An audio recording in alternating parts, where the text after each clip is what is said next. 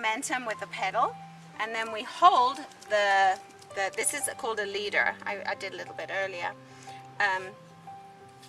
And we just get it spinning. Okay, we just push our feet on the pedal and it spins the wool, all right?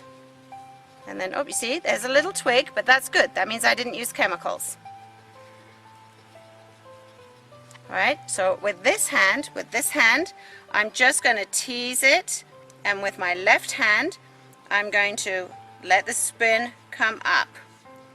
All right, so I'm holding tight with my left hand, so the spin never, do you see how we have a spin here, and here we don't?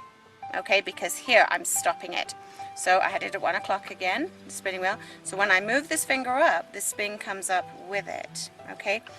Now, I just want to say, because I actually learned how to do this on YouTube, so that's really awesome. It isn't as easy as I'm making it look, okay? I have done this every single day.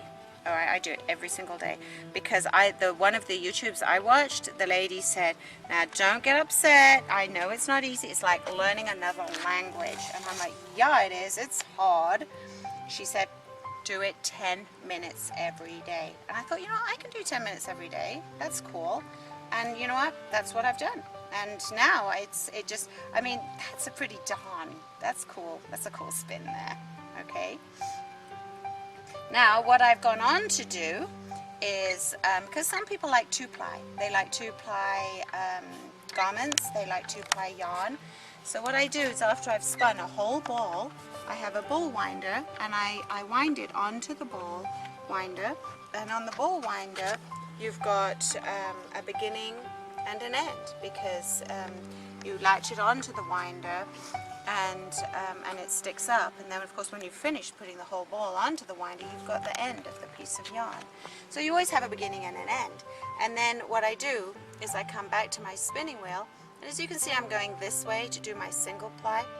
I go this way to do my two ply, and I put those beginning and end together, and they spin opposite, and you get a stronger fiber. Okay, so after we've done that, we put it, oh, I didn't bring my niddy noddy. We put it on a niddy noddy, which actually measures it and makes it into this shape. Now we've got some of my stuff I've made before. This is actually two ply. I've got two ply here, and I've got a single ply here, so that's great. Okay, so when it comes off the niddy noddy, we take it off the niddy noddy, kind of looks like this, okay, except it's all smooshed up because it's all just been spun. So what we have to do is we have to set the spin. So then I go back to my sink and I put in warm to hot, not really hot, water, a little bit more darn because I just love the darn, and the darn and the wool are great. I put a little bit of that in, and then I just put it in the sink. Again, none of this going on, because when you felt wool, that's your 3 ingredients you need. You need agitation, soap, and heat. Well, I have the heat and I have the soap, so I better be careful not to agitate, otherwise I'll start felting it. And I did do it actually with some llama wool, and because I thought I was being clever. And when I went to make it into a ball, I was like, prying them apart, so that was kind of funny. Anyway, so we've got this now, and we've got it clean again. Rinse it, and do you know what I do to make it smell nice, because you know it kind of smells a little bit like a wet dog?